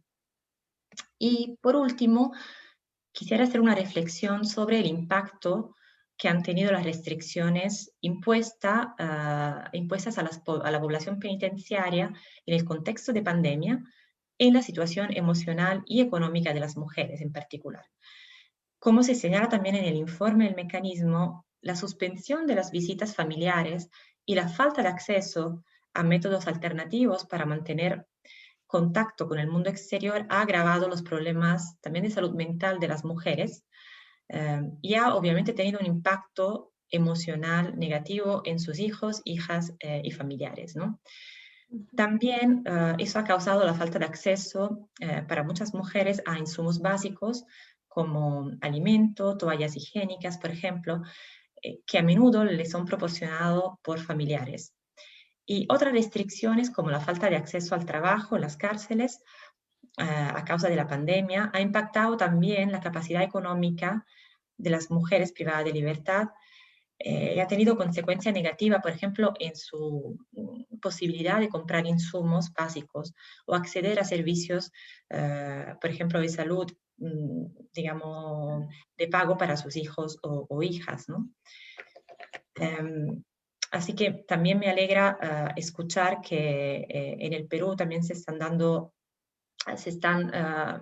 tomando iniciativas para brindar, digamos, acceso, por ejemplo, a familiares de una manera alternativa, como se recomienda, digamos, por parte del mecanismo y también por instancias internacionales a través de videollamadas y otro tipo de medios, ¿no? Y también concluyo felicitando nuevamente al Mecanismo de Prevención de la Tortura del Perú por la labor de prevención que realiza para proteger a las personas privadas de libertad y también invito a todas las personas que nos están siguiendo a visitar el sitio web de nuestra organización www.apt.ch, donde pueden encontrar también más información sobre nuestro trabajo y acceder a las herramientas que desarrollamos en ese tema específico. Muchas gracias. Muchas gracias, doctora Filipeski. A continuación tenemos los comentarios de la doctora Mariana Lauro, desde Argentina. Ella es abogada con orientación en Derecho Penal de la Universidad de Buenos Aires y jefa del área Colectivos Vulnerables en Prisión de la Procuración Penitenciaria de la República Argentina. Adelante, doctora Lauro. Hola, ¿qué tal? Bueno, muy buenos días a todas y a todos. Muchísimas gracias a los colegas y las colegas de la Defensoría del Pueblo por la invitación y por la oportunidad de participar en este encuentro. Para nosotros que ejercemos dentro del sistema federal de la República Argentina la tarea de mecanismo local de prevención de la tortura, es una gran oportunidad para poder compartir la experiencia nuestra en la gestión, no solamente de estos últimos años, con lo que nosotros denominamos colectivos sobrevulnerados o vulnerables, sino también con la gestión de nuestro trabajo durante la pandemia de COVID, que nos planteó obviamente muchos desafíos que, por lo que he estado escuchando, compartimos también con ustedes. Obviamente siempre resaltar el valor de los informes como los que los colegas y las colegas han presentado hoy. Para nosotros es una oportunidad siempre este tipo de informes de visibilizar temas que nos preocupan particularmente, y además los informes que dan cuenta de la situación de una población específica también son un valor agregado, porque muchas veces estas poblaciones quedan un poco perdidas en los informes generales, ¿no? O absorbidas por problemáticas que quizás no las impactan tan directamente. Así que para nosotros este enfoque en el trabajo es fundamental. Nosotros este concepto de colectivos sobrevulnerados lo venimos manejando desde el año 2001, cuando hicimos la primera investigación que daba cuenta de la situación de las mujeres cis y de los denominados en nuestro país jóvenes adultos presos, que son los jóvenes de entre 18 y 21 años que están presos en el Servicio Penitenciario Federal o en la órbita del Servicio Penitenciario Federal. Luego de esta investigación entendimos que era necesario desde la institución a la que pertenezco darle un lugar específico al tratamiento o al trabajo, mejor dicho, con estos colectivos, y ahí se creó el área que yo coordino, que incluye un equipo de trabajo con género y diversidad sexual y un equipo de trabajo con jóvenes, niños, niñas y adolescentes en prisión, y que incluye, además de los jóvenes de 18 a 21 años, los jóvenes y los niños detenidos de 16 a 18 años en los mal denominados institutos de menores. Someramente, y como para ponerlos un poco al tanto a quienes nos están escuchando, la Procuración Penitenciaria en la Argentina se creó hace 27 años ya, en un principio con las características de lo que es un ombudsman temático para proteger los derechos humanos de las personas detenidas, siempre en el ámbito federal. Mi país tiene esta característica de la división federal que trae más complejidades, y trajo un montón de complejidades a la hora de crear el Mecanismo Nacional de Prevención, que compartimos tanto con los amigos y colegas de la APT como con todos los colegas de Perú, en este proceso que fue arduo y que fue muy dificultoso en todos los países de la región, y la Argentina obviamente que no fue una excepción. La creación de la Procuración en un principio fue por decreto presidencial, y en 2003 recién logramos que se dicte la ley que la colocó en la órbita del Congreso de la Nación, con autonomía, con independencia funcional, que era para nosotros lo que hacía falta para poder desarrollar la tarea de monitoreo, obviamente con la independencia que se requiere.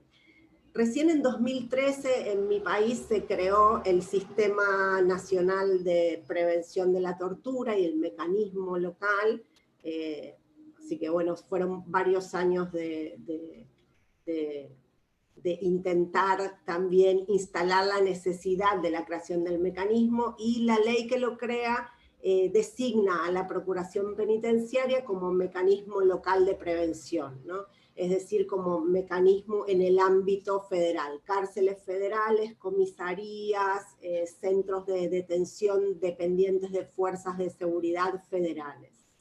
Así que la Procuración cumple básicamente dos funciones. Una es la protección de los derechos humanos de las personas presas y otra es ser mecanismo local de prevención de la tortura. La tarea central nuestra, al igual que la de los y las colegas del mecanismo del Perú, es el monitoreo, la presencia permanente en la cárcel, el litigio penal, la producción de informes, la producción de investigaciones y el llevar adelante un registro de casos de tortura, que es nuestro mayor, digamos, logro, si se quiere, y lo que intentamos ir perfeccionando a lo largo de los años para poder dar cuenta sobre todo de todos aquellos casos de tortura que no son judicializados pero que suceden, y tratar un poco de saldar la cuestión de la cifra negra que nos preocupa seguramente a todos los que estamos compartiendo este espacio. Como les decía, la creación del equipo de género y diversidad sexual data de hace 10 años dentro de la Procuración. Para nosotros es un modo fundamental para poder encarar el trabajo y para poder visibilizar las problemáticas que atañen a las mujeres y a la población LGBTI+, que es lo que nos convoca hoy en este encuentro. Nosotros lo que hemos logrado a través de la creación de un equipo específico es mayor visibilización, es la producción de informes específicos que dan cuenta de la situación de las mujeres y de la población LGBT, y además hemos logrado muchas alianzas regionales con otros organismos que también trabajan de manera específica con estos colectivos para poder dar cuenta de problemáticas que no solo afectan a nuestro país, sino también a la región, y que obviamente compartimos también con los colegas de la Defensoría del Perú. Algunos temas que nos vienen preocupando hace muchos años, pero que puntualmente les hemos tratado de poner el acento en el transcurso del año pasado, con la abrupta llegada de la pandemia, que obviamente nos afectó del mismo modo que les ha afectado a ustedes. Hemos intentado generar mecanismos de presencia. En nuestro país en marzo y abril hubo un aislamiento muy, muy, muy estricto, con lo cual también tuvimos ahí toda una discusión respecto de nuestro trabajo como esencial, ¿no? Que la presencia nuestra en la cárcel era necesaria. Quizás no el ingreso a pabellones por una cuestión también de seguridad de los propios detenidos y detenidas y de no dispersar el contagio, pero sí la necesidad de entrevistarnos con directores por lo menos, de recabar información, de establecer mecanismos para videollamadas, intentar buscar medios de presencia que no fueran 100% presenciales como veníamos desarrollando nuestro trabajo antes de la pandemia.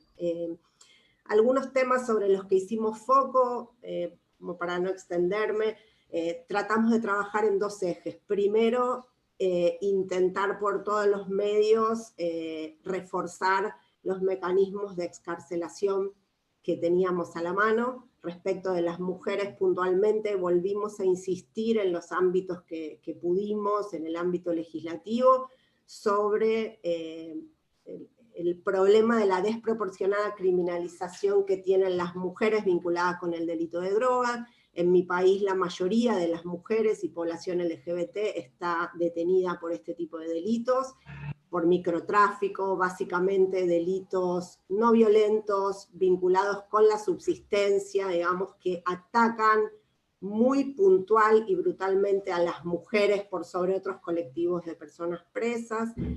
Tuvimos algún espacio que nos brindó el Senado de la Nación como para poder dar cuenta de esta situación, qué es lo que nosotros vemos que produce la cárcel para con estas mujeres detenidas, para con sus familias, para con sus hijos, y reiterar una vez más nuestra posición de la necesidad de que en nuestro país se despenalice la tenencia para consumo y se modifiquen las escalas penales para poder permitir que estas mujeres no tengan la sanción penal como primera sanción aplicada. Luego de ello, insistimos en otro de los ejes que es de trabajo nuestro cotidiano, que es la falta de aplicación en nuestro país de las medidas alternativas. Nosotros creemos que no se está utilizando la herramienta de las medidas alternativas de manera acabada. Obviamente identificamos un montón de problemas que dificultan el acceso, problemas que tienen que ver quizás a veces con la falta de domicilio de las mujeres detenidas. Muchas veces el domicilio es el mismo domicilio donde se produjo el allanamiento que provocó la detención, entonces los jueces no otorgan los arrestos.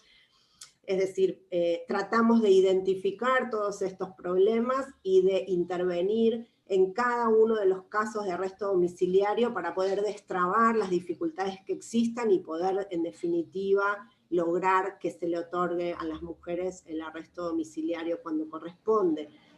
Y la segunda de las cuestiones que tratamos también de abordar y que venimos también poniendo en agenda en estos últimos tiempos es las dificultades que existen para que las mujeres puedan sostener los arrestos domiciliarios ya concedidos.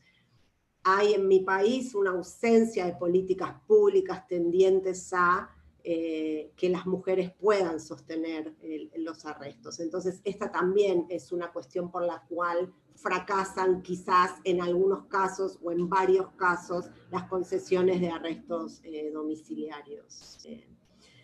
Otra de las cuestiones que trabajamos, que mencionó la colega de APT, que me parece interesante, es la cuestión vinculada con el acceso al trabajo. Si bien las deficiencias con el acceso al trabajo las venimos poniendo de manifiesto hace muchos años, lo que sucedió particularmente durante la pandemia con las mujeres presas es que no se pensó la alternativa de aquellas mujeres que son población de riesgo y que por ende no podían acudir a los talleres para cumplimentar con su trabajo, y entonces al no acudir al taller lo que hizo el servicio penitenciario es dejar de pagarles su peculio, su salario, con lo cual hubo mujeres que quedaron sin recibir su salario mensual solamente por ser población de riesgo, digamos, y por tener dificultades con acceder a los talleres. Este es un tema que nosotros planteamos en el Ministerio de Justicia, y es un tema que se está resolviendo o están viendo el modo de ir incorporando a estas mujeres al cobro de su peculio, por más que sean población de riesgo y no puedan acceder al taller. Pero bueno, es un tema que nos llevó un diálogo político con el ministerio y poder ponerlo de resalto para poder ver el modo de destrabarlo y de resolverlo. Y otra de las cuestiones que trabajamos fuertemente es el eje de salud. Para nosotros también es un eje de preocupación previo a la pandemia. Para nosotros la cuestión deficitaria del acceso al derecho a la salud es un tema que afecta fundamentalmente a las mujeres detenidas. Nosotros lo tenemos registrado, incluso en el Registro Nacional de Casos de Maltrato y Tortura, como un eje de altísimo porcentaje de falta de acceso de las mujeres en comparación con otras poblaciones de personas presas. A su vez, y justo antes de la pandemia, nosotros desarrollamos una investigación exclusivamente vinculada con la cuestión del acceso a la salud. La investigación abarcó la población de varones presos en el complejo 1 de Ezeiza y la población de mujeres presas en el complejo 4 de Ezeiza de la provincia de Buenos Aires, y es una investigación que realizamos con apoyo del Fondo OPCAT y que presentamos en noviembre del 2020, ¿no? Como, bueno, en plena pandemia, nosotros teníamos esa investigación como para también poder ver cuál era la situación previa a la pandemia, ¿no? Y para poder sostener lo que nosotros venimos sosteniendo, que es que la pandemia lo que vino a hacer es a poner resalto problemas que el sistema penitenciario ya venía padeciendo y que obviamente la pandemia puso en jaque y en situación de emergencia porque no había resto, digamos, ¿no? para poder abarcarlo en una situación normal, mucho menos en una situación de pandemia. Para no extenderme mucho en esa investigación que está disponible para el que también le interese y la quiera consultar en la página web de la Procuración, nosotros sostenemos, como venimos ya diciendo hace muchos años, que hace falta una presencia más fuerte del Ministerio de Salud en las cárceles, que el tema de salud no es un tema del Ministerio de Justicia o del Servicio Penitenciario Federal, sino que también es un tema que atañe al Ministerio de Salud, que las personas presas son personas que pertenecen a nuestra sociedad y que no tienen por qué tener un trato diferenciado en este sentido. La investigación también pone de resalto la enorme dificultad que atraviesan las mujeres para, por ejemplo, cumplir los turnos extramuros para sus exámenes de rutina, o aún para cuestiones de atención que tienen más urgencia que un examen de rutina. En general los hospitales no respetan los turnos, o no hay móviles para llevar a las mujeres a atenderse al hospital o a atenderse extramuros. No existe campaña de vacunación dentro de las cárceles de mujeres, de ningún tipo, digamos, y eso también para nosotros es importante que lo ponga en agenda el Ministerio de Salud, la cuestión vinculada con la vacunación dentro de las cárceles. No hay resortes sostenidos de atención a la salud mental tampoco. Sí hay psicólogos, sí hay algunos espacios, pero esos espacios no, en general no se sostienen en el tiempo.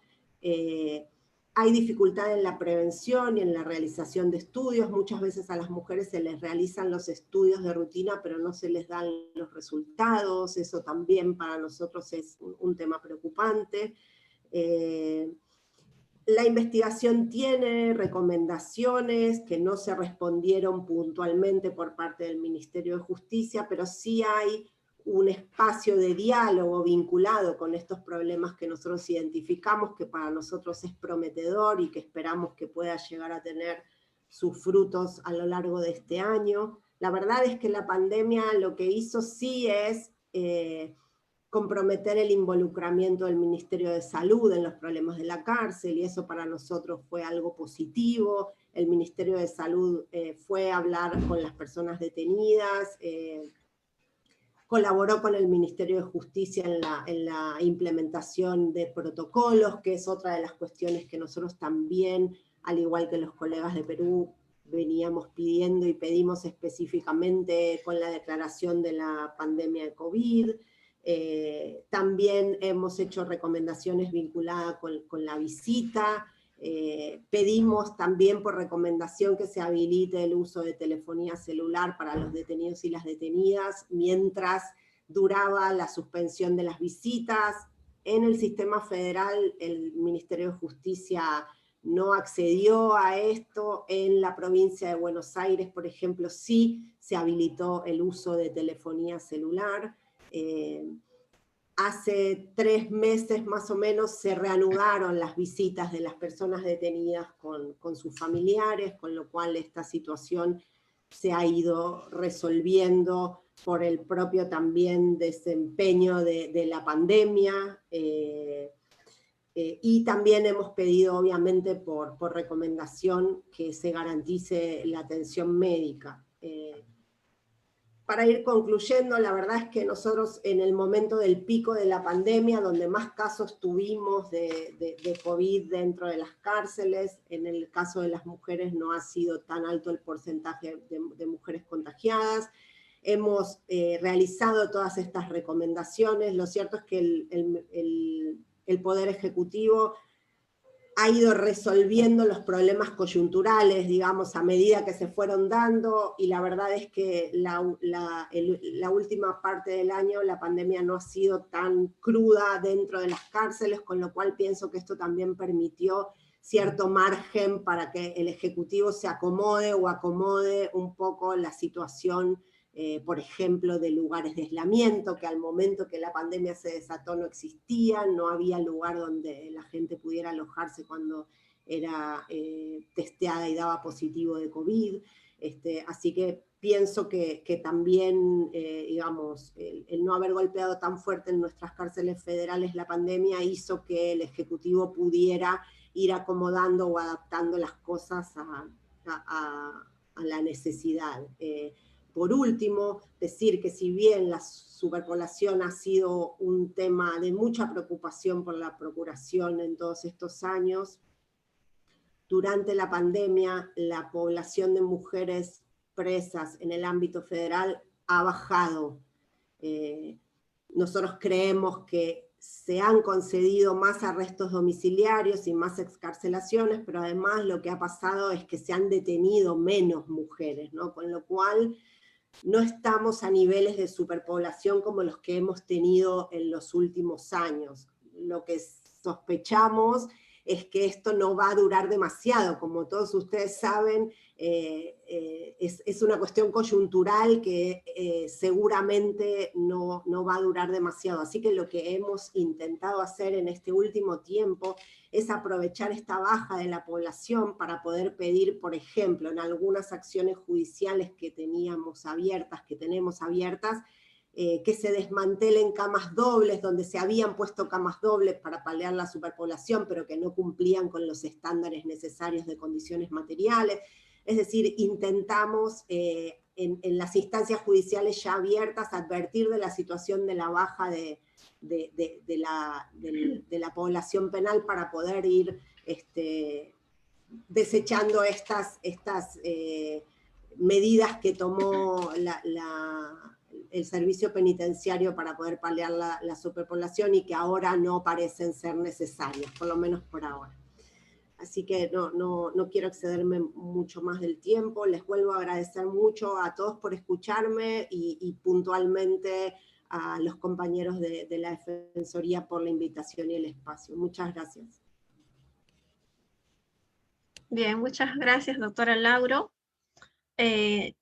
A continuación tenemos unos minutos para absolver las preguntas a los expositores. Por cuestiones de tiempo no van a poder absolver todas las preguntas que hemos recibido. En primer lugar tenemos una pregunta para la doctora Susana Silva. ¿Cree usted que es posible la resocialización de las mujeres en los establecimientos penitenciarios? ¿Podría compartirnos algún ejemplo? Si no creyera en la resocialización, no estaría aquí sentada en esta posición como presidenta del INPE. Definitivamente sí creo. Sé también que debido a la situación de hacinamiento tan grave que hay en los establecimientos penitenciarios, esa tarea se hace más difícil. Por eso, uno de los temas prioritarios que yo considero que en lo cual debe enfocarse el gobierno alrededor de lo que es el sistema penitenciario es en reducir ese hacinamiento para poder hacer mejor la tarea. Ahora, aún así con hacinamiento, yo sé y conozco de muchísimos trabajadores penitenciarios que pese a las difíciles circunstancias, coyuntura con las cuales les toca trabajar, trabajan y desarrollan su labor logrando en muchos casos el cambio de las personas que están privadas de libertad. Entonces, en principio sí creo que es difícil, sin ninguna duda, que tenemos que trabajar, por supuesto que sí, y esa es la tarea en la que estamos nosotros abocados. Muchas gracias, doctora Silva. Ahora tenemos una pregunta para la doctora Verónica Filipeschi. ¿Podría explicar la relación del APT con el Subcomité para la Prevención de la Tortura y qué dificultades encuentra usted en la implementación de los mecanismos en otros países? Muchas gracias. La APT, efectivamente, por tiempo no expliqué muy bien quiénes somos. Somos una organización no gubernamental, pero internacional. Estamos basados en Ginebra, Suiza. Así que no somos un ente de Naciones Unidas, pero hemos estado al origen, digamos así, del protocolo facultativo de la Convención contra la Tortura, y hemos estado promoviendo su ratificación y su implementación a nivel mundial.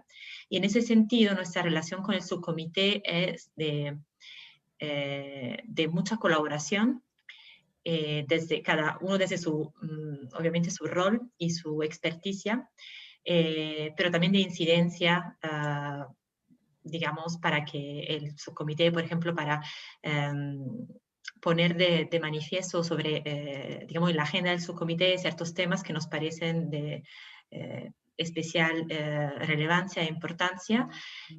Así que hay como un contacto directo y también asesorarles sobre algunos temas específicos. Pero somos dos instituciones separadas y nosotros somos una ONG, pero internacional. En cuanto a las dificultades que encontramos desde el APT en cuanto a la implementación de los mecanismos de prevención, hay dificultades puntuales en distintos países, pero también hay dificultades comunes a casi todas, a la mayoría de los países que han implementado esos mecanismos. Una dificultad principal es siempre relacionada con los recursos a disposición de esos mecanismos que tienen obviamente un mandato muy amplio. Escuchamos del doctor Porfirio el mandato que tiene el mecanismo de supervisar a todos lugares de privación de libertad, entendido como cualquier lugar en donde una persona no pueda salir por su propia voluntad, según la definición del protocolo facultativo, ¿no? Así que eso incluye obviamente el sistema penitenciario, pero también las comisarías, otros tipos de lugares que no son clásicos definidos como lugares de detención, como son los hospitales psiquiátricos, albergues para niños, niñas del sistema de protección, por ejemplo, centros de detención de migrantes, bueno, y muchos más. Así que, como se imaginan, el abanico de lugares, el alcance es muy amplio y normalmente los mecanismos cuentan con recursos limitados para su labor. Así que eso diría que es un tema. Y el otro tema, que es una fuerza, pero también una limitación, es el tema de las recomendaciones del mecanismo, ¿no? Obviamente, el núcleo central del trabajo del mecanismo está basado en ese diálogo constructivo con los organismos públicos, lo que comentaba el doctor Porfirio, ¿no? Este colaborador crítico, me apunté, efectivamente es un rol importante en donde el diálogo está al centro. Entonces las recomendaciones no son vinculantes en su mayoría, en la mayoría de los casos, las recomendaciones del mecanismo no son vinculantes para los organismos públicos. Así que hay todo un trabajo que hacer para precisamente convencer a los organismos públicos de la importancia de estas recomendaciones y poder hacer el seguimiento adecuado para que esas recomendaciones se implementen. Así que diría que esas serían las dos cosas que me salen a la mente en ese momento. Bien, muchas gracias, doctora Filipeschi. A continuación tenemos una pregunta para la doctora Mariana Lauro. ¿Podría explicarnos cuál es la relación de la Procuración Penitenciaria con el mecanismo de Argentina y cómo realiza la Procuración el registro de casos de tortura? Bueno, el registro de casos de tortura es un registro que nosotros llevamos adelante hace 10 años ya. Es un registro del Sistema Federal de Información que proporciona la Procuración Penitenciaria y de la provincia de Buenos Aires con información que proporciona el Comité por la Memoria, que es el mecanismo local de la provincia de Buenos Aires, con lo cual el registro da cuenta de un 70% de la población detenida más o menos en nuestro país, porque la provincia de Buenos Aires es la provincia que más porcentaje de personas presas tiene en el país. El registro tiene la idea desde su creación de poder incorporar otros registros locales para poder en algún momento dar cuenta de la situación de todo nuestro país y no solamente del sistema federal y de la provincia de Buenos Aires. Luego de la creación del registro se crea el mecanismo nacional, como les decía, y la conformación del mecanismo es reciente, es desde hace 3 años o 4 años aproximadamente. Nosotros como mecanismo local somos parte del mecanismo nacional, al igual que otros mecanismos locales de nuestro país que representan a las diferentes provincias que que conforma la República Argentina, y nuestra tarea fundamentalmente es brindar información y tener actuación en el ámbito federal. Y el mecanismo nacional es el que dará cuenta, o da cuenta, mejor dicho, en sus informes de la situación de todo nuestro país, con nuestra información más la de los otros mecanismos locales que existen. Hay algunas provincias que aún no tienen mecanismo local, y esto es un proceso que se está dando a lo largo de los años. Bien, muchas gracias. Finalmente, invitamos al doctor Porfirio Barrenechea Cárdenas, director del mecanismo, para las palabras de cierre de este webinar. Sí, gracias, Cecilia. Muy brevemente, estar muy reconocidos con todos y con todas quienes están participando de esta presentación del informe, al haberse conectado, el haber estado con nosotros, en especial a nuestras panelistas, el saludo especial que nos mandó Honores Beas, que ahora es presidenta del Subcomité para la Prevención de la Tortura y punto focal para Perú, que me manifestó, y se los comento, no quería dejar de estar presente en este evento, porque anteriormente también ha participado con nosotros en otras presentaciones. A la doctora Susana Silva, con quien también hemos elaborado en la Defensoría del Pueblo nuestro reconocimiento, su predisposición inmediata para poder atender esta invitación, esa predisposición que saludamos de también la implementación de las recomendaciones. Seguramente haremos llegar el informe, que tiene básicamente información hacia fines del 2020, y seguramente hay cosas que no se han recogido porque ya hay un corte de la información, y lo que usted nos pueda hacer llegar nos va a servir para justamente dar cuenta de la implementación ya de las recomendaciones que usted misma ha mencionado que se viene realizando, ¿no? Aprovechar para saludar a los amigos y colegas del INPE que están, a los servidores penitenciarios, nos manifestaba que están de aniversario, así que un saludo cordial de parte del mecanismo para todos ustedes, a través suyo, doctora, para todos los amigos del INPE, con quienes hemos coincidido en varias actividades de capacitación, incluso en el año 2019, con varios grupos de servidores penitenciarios, tratando el tema de prevención de tortura. Bueno, Verónica Filipeschi, como siempre, muy agradecidos también a ti y al APT por todo el apoyo que ha habido al mecanismo de prevención de la tortura de Perú, incluso desde antes de la creación del mecanismo en nuestro país. Y bueno, ya cuando hemos venido realizando las actividades, pues siempre el apoyo de APT, la posibilidad de la coordinación, de la orientación, la posibilidad de articular también con otros mecanismos de Latinoamérica, que nos ha permitido poder estar en contacto con nuestros colegas de otros países para conocer las experiencias de quienes han tenido un avance mayor en la implementación de los mecanismos. Y bueno, Mariana Lauro, nuestro saludo y reconocimiento también para usted, para la Procuración Penitenciaria, con quienes tenemos un convenio de cooperación y de intercambio que se ha suspendido un poco por el tema de la pandemia, pero seguramente ya nos visitarán ustedes y nosotros también a ustedes para poder más adelante poder conocer de manera directa las actuaciones que ustedes han venido desarrollando. Este reconocimiento para todas ustedes que nos han acompañado con sus comentarios, con su participación. Pero no quería dejar pasar también, y antes de cerrar este evento, el agradecer a mis colegas del mecanismo, ¿no? A Evelyn Llanos, con quienes hemos realizado el informe, a Cecilia Rospigliosi, que nos ha apoyado en la moderación en esta oportunidad, a Miriam Macasi, a Jorge Vega, y a todo el equipo que en su momento ha colaborado con la formulación de este documento, que sin ellos no hubiera sido posible, y que seguro también sin ellos no podría continuar el Mecanismo Nacional de Prevención de la Tortura en nuestro país. Desde ya nuestro reconocimiento y agradecimiento, el mío propio, para todos y todas ellas. Y reitero nuevamente el agradecimiento para todos y todas. Gracias por acompañarnos, por estar en esta jornada, y esperemos que próximamente podamos también compartir con ustedes algunos más de los trabajos que vayamos logrando en el ejercicio de nuestras funciones. Muy buenas tardes. Bien. Muchas gracias, doctor Porfirio. De esta manera damos por concluido el webinar de la presentación del informe Seguimiento a recomendaciones sobre condiciones de las mujeres en establecimientos penitenciarios, y los invitamos a todos al próximo webinar de la Defensoría del Pueblo a realizarse en una próxima fecha. Muy buenas tardes.